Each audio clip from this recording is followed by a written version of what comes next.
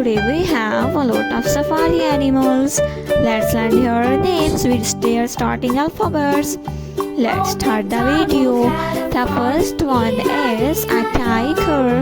A tiger is a safari animal and it's very strong animal.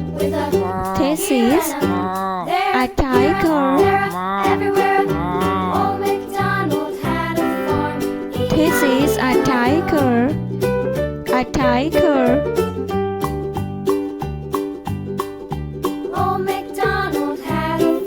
This is a leopard.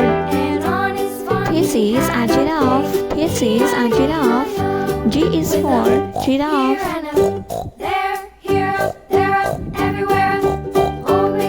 This is a sheep. This is a sheep. A sheep. S is for sheep.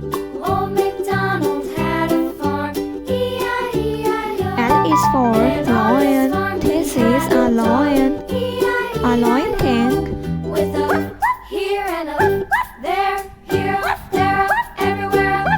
D is for deer. This is a deer. This is a deer. D is for duck. D is for duck. H is for horse. This is a horse. C is for a cow. This is a cow. This is a hippo. H is for hippopotamus. Hippo.